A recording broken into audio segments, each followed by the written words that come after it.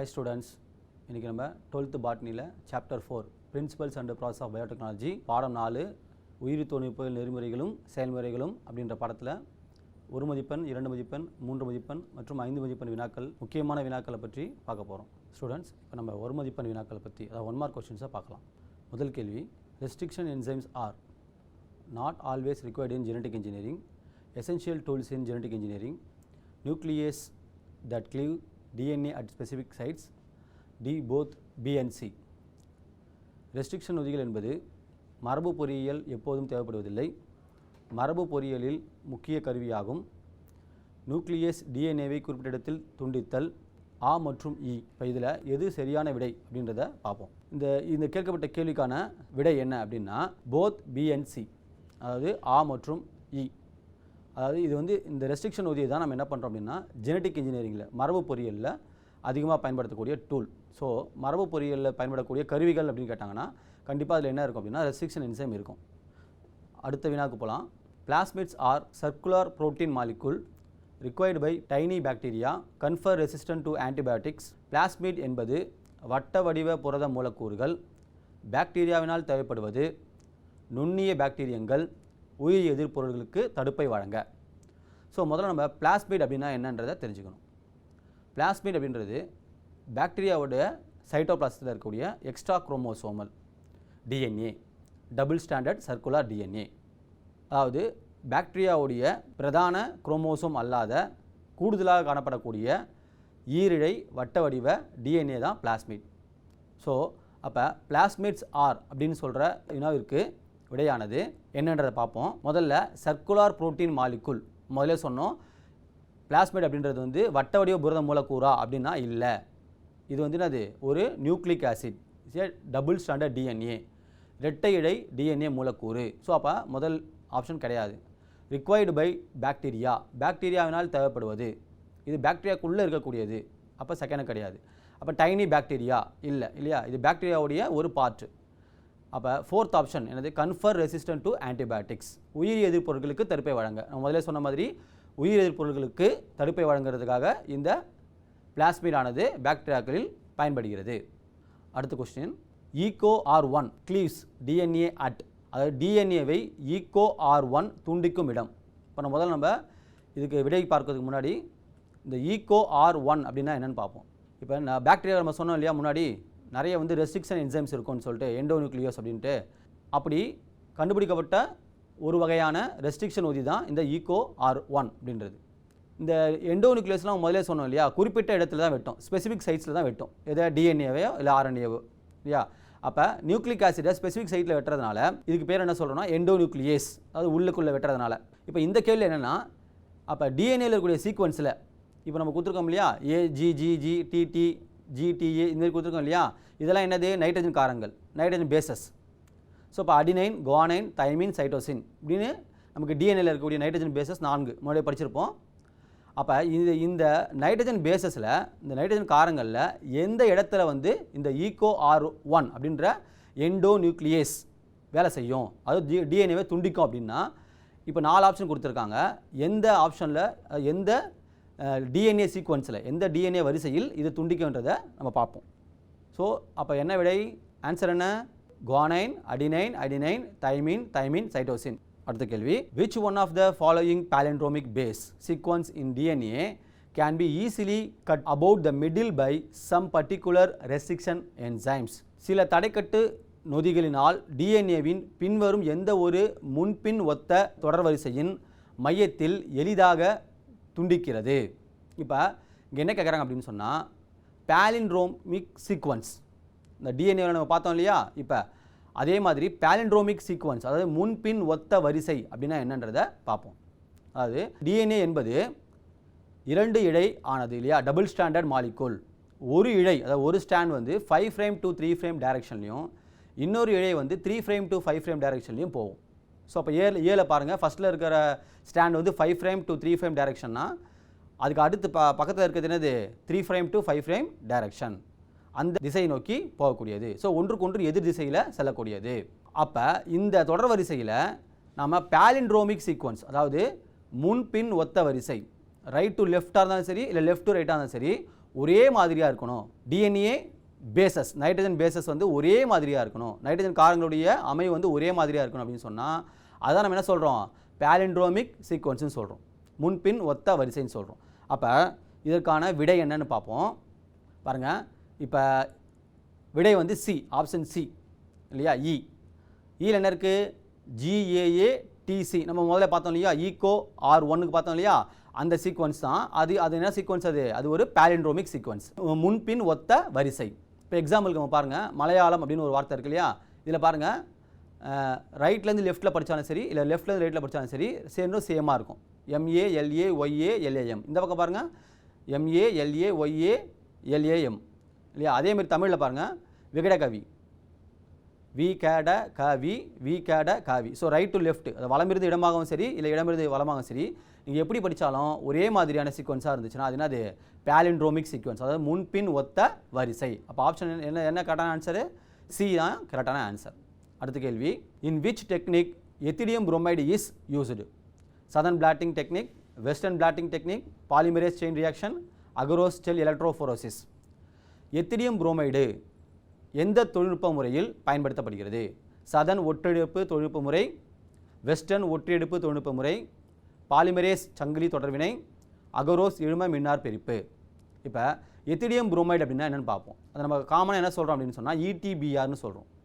இது எங்கே பயன்படுது அப்படின்னு சொன்னால் டிஎன்ஏவை ஃப்ளூரசன்ட் அதாவது மிளிர செய்வதற்கு இந்த டையானது பயன்படுத்தப்படுகிறது. இப்போ எத்திடியம் புரோமைடு அப்படின்றது ஒரு டை அப்படின்னா அது எதை வந்து மிளிர செய்கிறது அப்படின்னு சொன்னால் டிஎன்ஏவை மிளிர செய்கிறது. அப்போ டிஎன்ஏ இருக்குது அப்படின்னு சொன்னால், ப்ரெசன்ஸ் ஆகிருக்கு அப்படின்னு சொன்னால் அதை கண்டுபிடிக்கிறதுக்கு எந்த இடத்துலன்றது கண்டுபிடிக்கிறதுக்கு நமக்கு ஒரு டை தேவை. அந்த டை தான் என்னது, எத்திடியம் புரோமைடு. ஸோ இதுக்கான விடையை நம்ம பார்ப்போம். பாருங்கள், D agarose gel electrophoresis. Agarose இழும மின்னார் பிரிப்பு அப்படின்னா என்ன அப்படின்னா டிஎன்ஏவை தனித்தனி கற்றைகளாக தனித்தனி துண்டுகளாக பிரிக்கிறதுக்கு நம்ம பயன்படுத்தக்கூடிய ஒரு செயற்முறை அப்படின்றது தான் அகரோஸ் இழும மின்னார் பகுப்பு. Separation of DNA by agarose gel electrophoresis is a technique. அந்த படத்தில் பார்க்கலாம், ஏல பாருங்கள், அந்த பிங்க் கலரில் தெரியுதுங்க இல்லையா, பேண்டாக கற்றையாக தெரியுது இல்லையா, அதெல்லாம் டிஎன்ஏ. அது ஏன் அப்படி ஃப்ளூரசன்ட் மிளிருது அப்படின்னு சொன்னால் அதில் நம்ம என்ன போட்டிருக்கோம், எத்திடியம் புரோமைடு அப்படி போட்டிருக்கோம். ரெண்டாவது பிக்சரில் வந்து அந்த எலக்ட்ரோஃபோரோசிஸினுடைய இன்ஸ்ட்ருமெண்ட்டோடைய படம் போட்டிருக்கோம். ஓகேவா. அப்போ அந்த அகரோஸ் ஜெல் எலக்ட்ரோஃபோரோசிஸ் அப்படின்றது டிஎன்ஏவை பிரிப்பதற்கு பயன்படக்கூடிய ஒரு தொழில்நுட்ப முறை. அதில் டிஎன்ஏவை தெரியப்படுத்துறதுக்கு, அதாவது வெளியே தெரிகிறதுக்கு நம்ம ஒரு டை யூஸ் பண்ணுறோம். அந்த டை என்னது, எத்திடியம் புரோமைடு, ETBR. அடுத்தது 2 மதிப்பெண் வினாக்கள், 2 மார்க் கொஸ்டின்ஸ். முதல் கேள்வி, what are the material used to grow micro organism like spirulina? Spirulina போன்ற நுண்ணுயிர்களை வளர்ப்பதற்கு என்ன பொருட்களை பயன்படுத்துவாய்? இப்போ ஸ்பைருலினா அப்படின்னு சொல்லும்போது முதல்ல ஸ்பைருலினா என்ன அப்படின்னா இது ஒரு ஒற்றை செல் ஆல்கா.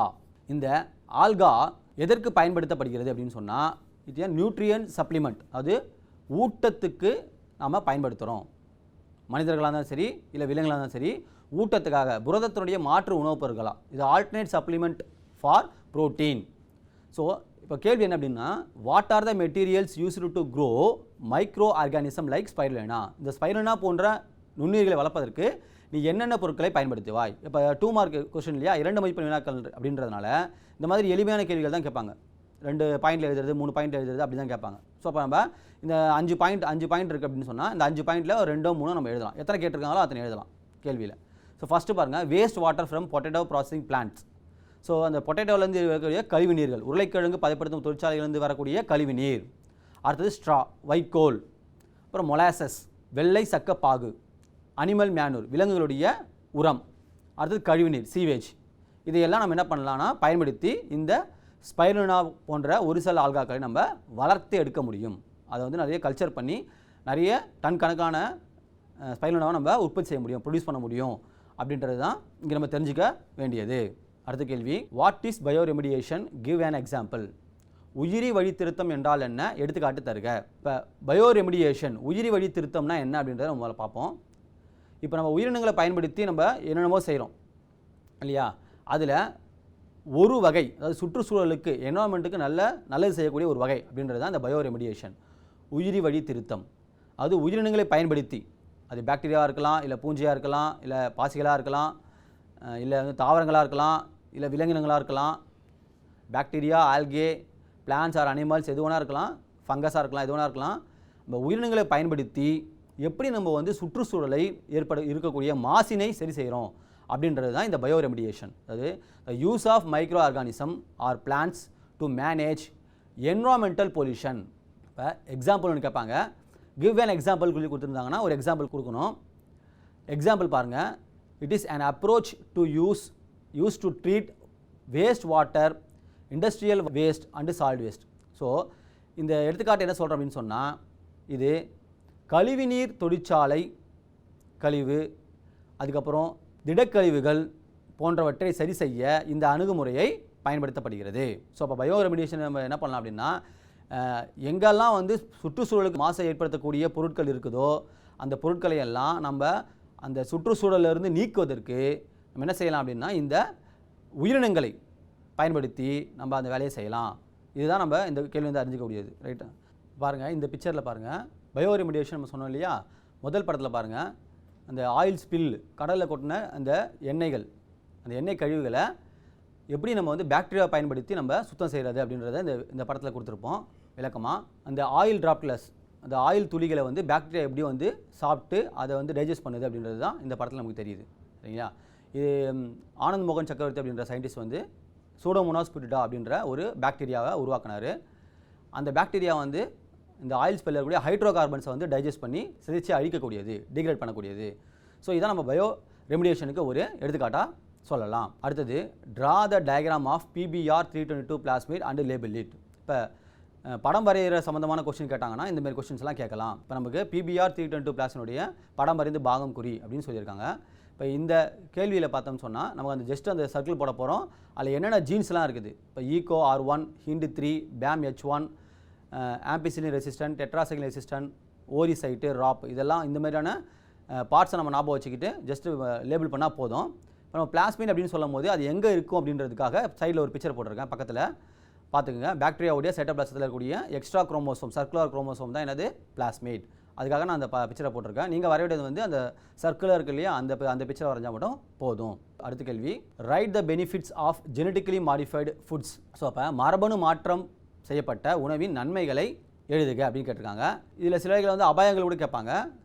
நம்ம வந்து நன்மைகளை மட்டும் இங்கே பார்க்குறோம். இதில் பாருங்கள், ஹை ஹீல்டு வித் பெஸ்ட்.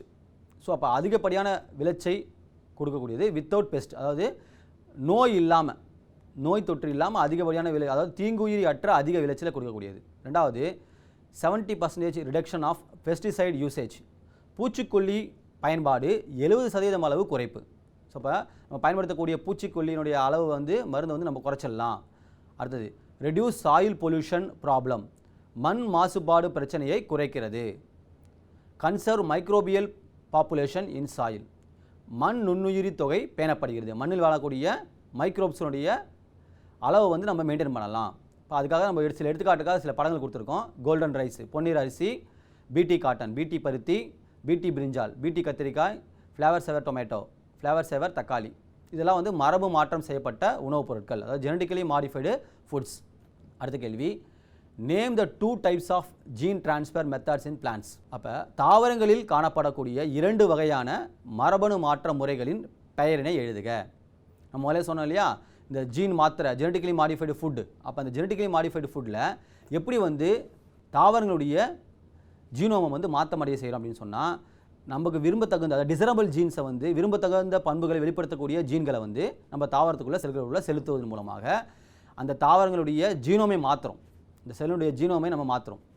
அப்படி மாற்றம் செய்யும் போது நமக்கு அந்த செல் என்ன செய்யணும்னா விரும்பத்தகுந்த பண்புகளை வெளிப்படுத்தும்.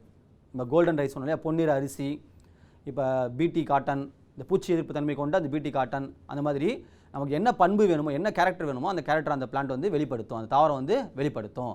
அப்போ அந்த ஜீனை மாற்றம் செய்யக்கூடிய முறைகள் எத்தனை அப்படின்னு சொன்னால் 2 முறைகள், பொதுவான முறைகள் 2 முறைகள், பேசிக் டெக்னிக்ஸ் 2 டைப்ஸ் இருக்குது. ஒன்று வந்து டைரக்ட் ஆர் வெக்டார்லெஸ் ஜீன் டிரான்ஸ்ஃபர். இப்போ நேரடியாக அல்லது கடத்திகள் அல்லாமல், தாங்கி கடத்தி அல்லாமல் மரபணு மாற்றம் செய்கிறது. ரெண்டாவது வந்து indirect or vector mediated gene transfer. மறைமுக அல்லது தாங்கி கடத்தி வழி மரபணு மாற்றம் செய்கிறது. அதுக்கு நம்ம 2 படம் கொடுத்துருக்கோம், பிக்சர் கொடுத்துருக்கோம். ஃபர்ஸ்ட்டில் பாருங்கள், gene gun method of gene transfer. இது வந்து ஒரு வகையான மெத்தட் தான், நிறைய மெத்தட்ஸ் இருக்குது. மரபணு துப்பாக்கி வழி மரபணு மாற்றம். இப்போ நேரடியாக அப்படின்னு சொல்லும்போது நேரடியாக எவ்வாறு வந்து தாவர செல்லுக்குள்ள நம்ம மரபணுவை டிசரபிள் ஜீனை அது விரும்பிய மரபணுவை செலுத்துறது. ரெண்டாவது வந்து மறைமுகமாக indirect or vectorless mediated gene transfer அப்படின்னு சொல்லும்போது ஒரு கடத்தி வழியாக நம்ம செலுத்துகிறோம். Agrobacterium mediated gene transfer. தாவரங்களில் அக்ரோபாக்டீரியம் வழி மரபணு மாற்றம் செய்கிறது. அக்ரோபாக்டீரியம் என்ற பாக்டீரியாவுடைய டிஐ பிளாஸ்மீடில் நம்மளுடைய விரும்பத்தகுந்த ஜீனை இணைச்சிட்டோம்னா அந்த டிஐ பிளாஸ்மீடை மறுபடியும் பாக்டீரியாவுக்குள்ளே போட்டுட்டு அந்த பாக்டீரியா அந்த தாவரத்தை தாக்கும் பொழுது அந்த தாவரத்துக்குள்ளே என்ன ஆகுது, நம்ம விரும்பிய ஜீன் வந்து உட்செலுத்தப்படுகிறது. ஸோ இவ்வாறு 2 வகையான பொதுவான முறைகள். இப்போ டைரக்ட் மெத்தடில் இன்டைரக்ட் மெத்தடில் நிறைய டைப்ஸ் இருக்குது. நம்ம ஒரு எடுத்துக்காட்டு மட்டும் தான் பார்த்துருக்கோம்.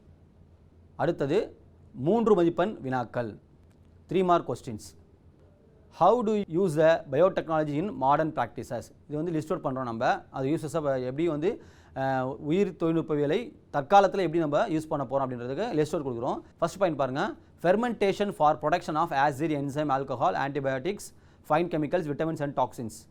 அதாவது நொதித்தல் என்ற செயல்முறை மூலமாக நம்ம என்ன செய்கிறோம், அமிலங்கள், நொதிகள், ஆல்கஹால்கள், உயிரி எதிர்ப்பொருட்கள், நுண்வேதிய பொருட்கள், விட்டமின்கள் மற்றும் நச்சு பொருட்களை உற்பத்தி செய்கிறோம். ரெண்டாவது biomass for bulk production of single cell protein, alcohol and biofuel. நம்ம பார்த்தோம் இல்லையா ஆல்ரெடி, சிங்கிள் செல் புரோட்டீன் ஒற்றை செல் புரதம். அது இப்போ ஒற்றை செல் புரதம், ஆல்கஹால் மற்றும் உயிரி எதிர்ப்பொருட்கள் பெருமளவில் உற்பத்தி செய்வதற்கான உயிர்த்திரள்.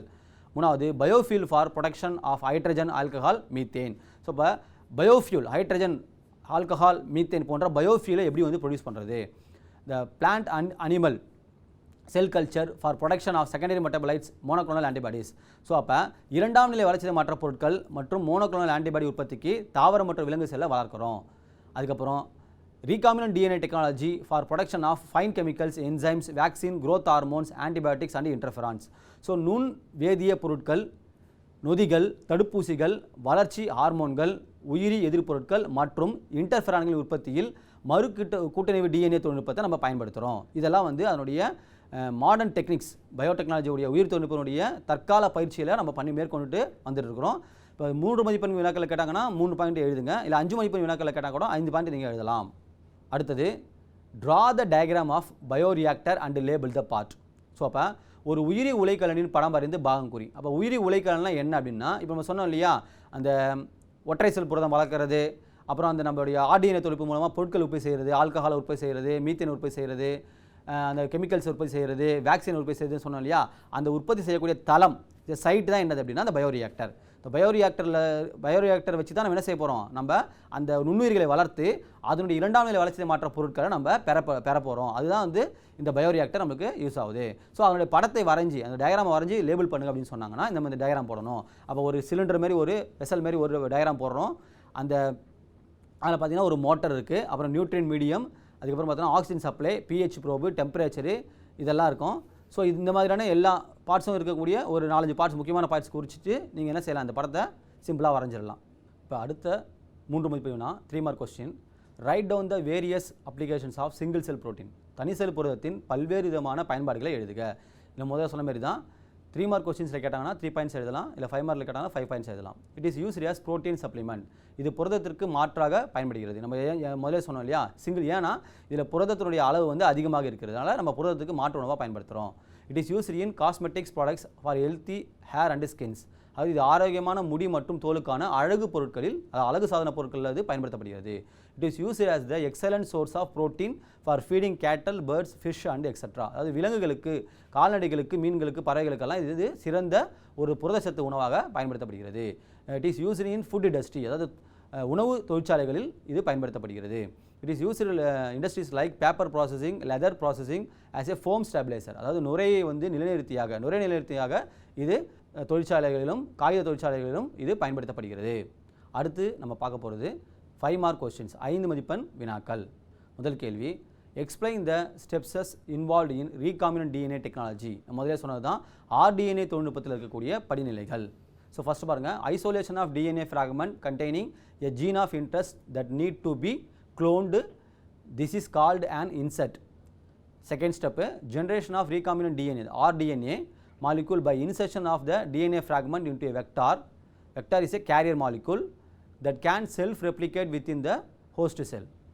Selection of the transformed host cell is carrying the rDNA, allowing host cell to multiply, thereby multiplying the rDNA molecule.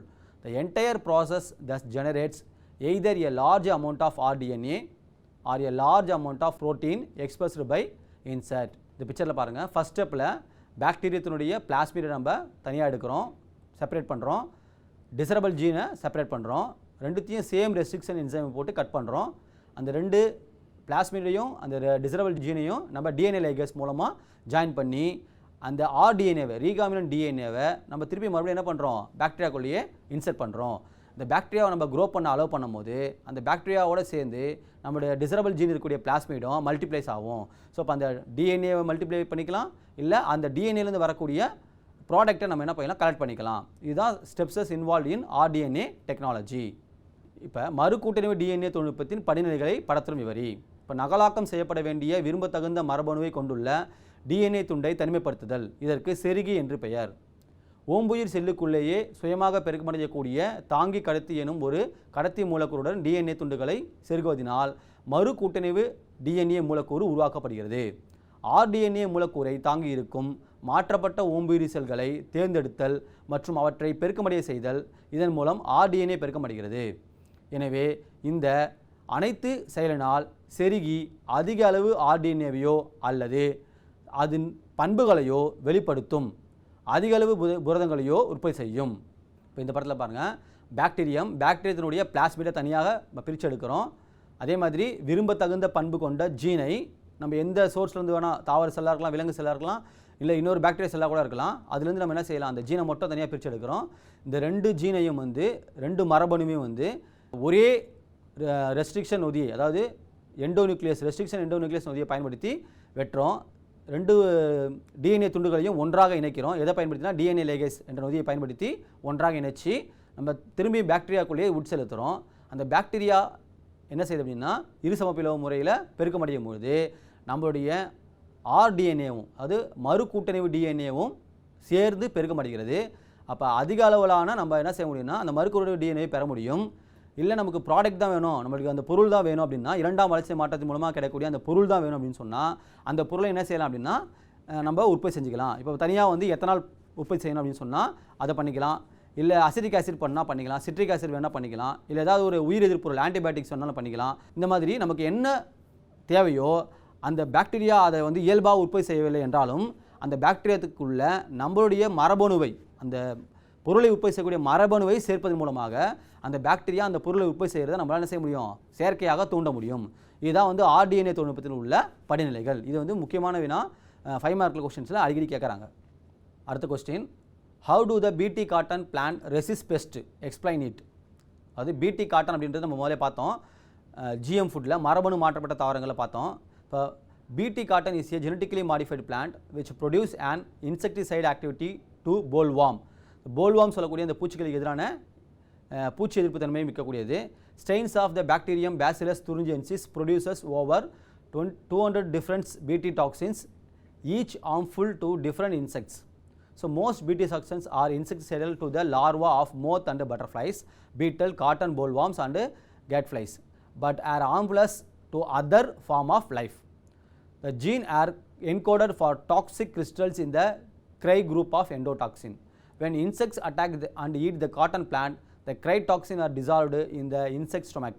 The epithelial membrane of the gut blocks certain vital nutrition, thereby sufficient regulation of potassium ions are lost in the insect. The death of epithelial cell in the intestinal membrane which leads to the death of larvae. So BT cotton அப்படின்றது genetically modified plant. எப்படி நம்ம genetically modify பண்ணுறோம் அப்படின்னா அந்த BT காட்டனுடைய பிளான்டோட செல்லில் இப்போ bacillus துரிஞ்சென்சிஸ் அப்படின்ற பாக்டீரியாவில் cry ப்ரோட்டீன்ஸை உண்டாக்கக்கூடிய ஜீன்ஸ் இருக்குது. அந்த ஜீன்ஸை நம்ம என்ன பண்ணுறோன்னா பிடி காட்டன் பிளான்ட்டில், அந்த காட்டன் பிளான்ட்டில், நார்மல் காட்டன் பிளான்ட்டில் இன்சர்ட் பண்ணுறோம். அந்த பேசிலஸ் துரிஞ்சென்சிஸ் அப்படின்ற ஒரு பாக்டீரியாவிலேருந்து இருக்கக்கூடிய அந்த க்ரை ப்ரோட்டீன் அப்படின்றது டாக்ஸின் டு த இன்செக்ட்ஸ். இந்த இன்செக்ட்ஸ் லார்வாக்கு டாக்ஸின் அது. அந்த டாக்ஸின்ஸ் என்ன பண்ண அப்படின்னு சொன்னால் லார்வாவுடைய கட்டில் இருக்கக்கூடிய எபித்தீலியல் செல்ஸை டேமேஜ் பண்ணுறது. அதனால் அதனுடைய வைட்டல் ஃபங்க்ஷன்ஸ், பொட்டாசியம் அப்சார்ப்ஷன் அப்படின்ற சில வைட்டல் ஃபங்க்ஷன்ஸ் என்ன ஆகுதுன்னா ஸ்டாப் ஆகுது. ஸோ அப்போ அந்த எபித்தீலியல் செல்ஸ் வந்து டிகிரேட் ஆகிறதுனால அந்த இன்செக்ட் என்ன ஆகுது, இறந்துடுது. பிடி பருத்தியானது எவ்வாறு பூச்சி எதிர்ப்பு தன்மை கொண்டுள்ளது என்பதை விளக்குக. பிடி பருத்தி என்பது மரபணு மாற்றப்பட்ட தீங்குயிரி எதிர்ப்பு பெற்ற பருத்தி தாவர ரகமாகும். இது காய்ப்புழுவிற்கு எதிரான பூச்சி எதிர்ப்பு தன்மையை கொண்டுள்ளது. காய்ப்புழுன்னு சொன்னது போல்வாம், இது பார்த்தோம் இல்லையா, அதான். பேசிலஸ் துரிஞ்சியன்சிஸ் என்ற பாக்டீரியத்தின் ரகங்கள் 200க்கும் அதிகமான வெவ்வேறு பிடி நச்சுப் பொருட்களை உற்பத்தி செய்கின்றன. பேசிலஸ் துரிஞ்சியன்சிஸ் அப்படின்றது ஒரு பாக்டீரியா. அந்த பாக்டீரியா என்ன பண்ணுது அப்படின்னா 200க்கும் அதிகமான இந்த நச்சுப் பொருட்களை உற்பத்தி செய்கிறது. அதான் நம்ம சொன்னோம் இல்லையா, கிரை புரதங்களை உற்பத்தி செய்கிறது. இவை ஒவ்வொன்றும் வெவ்வேறு பூச்சிகளுக்கு தீங்கிழைக்கின்றன. பெரும்பாலான பிடி நச்சுக்கள் லார்வா நிலையில் உள்ள அந்து பூச்சிகள், வண்ணத்து பூச்சிகள், வண்டுகள், பருத்துக்காய் புழுக்கள், உண்ணி போன்றவற்றை அழிக்கிறது. ஸோ லார்வா நிலையிலேயே இந்த பிடி டாக்ஸின் அப்படின்றது வந்து அந்த புழுவை வந்து அழிச்சிடுது. ஆனால் மற்ற உயிரினங்களுக்கு எவ்வித பாதிப்பையும் ஏற்படுத்தலை. இதை நம்ம சாப்பிட்டா நமக்கு எதாவது ஆகுமா அப்படின்னு சொன்னால் நமக்கு எந்த பிரச்சனையும் கிடையாது. இது எதை வந்து பாதிக்குது அப்படின்னு சொன்னால் லார்வாக்களை மட்டும் பாதிக்குது, அதாவது பூச்சிகளுடைய லார்வாக்களை மட்டும் பாதிக்குது. இந்த கிரை தொகுதியை சேர்ந்த எண்டோடாக்சினில் உள்ள நச்சு படிகங்களுக்கு மரபணு குறியீடு செய்யப்படுகிறது. ஸோ அப்போ இந்த பருத்தி தாவரத்தில் நம்ம இந்த பேசிலஸ் துரிஞ்சியன்சிஸ் என்ற பாக்டீரியா வந்து பிரித்தெடுக்கப்பட்ட இந்த கிரை புரதங்கள் உற்பத்தி செய்யக்கூடிய ஜீனை வந்து நம்ம பருத்தி தாவரத்தில் சேர்த்துடுறோம். நம்ம பார்த்தோம் இல்லையா, RDNA தொழில்நுட்ப முறையை பயன்படுத்தி சேர்த்துடுறோம்.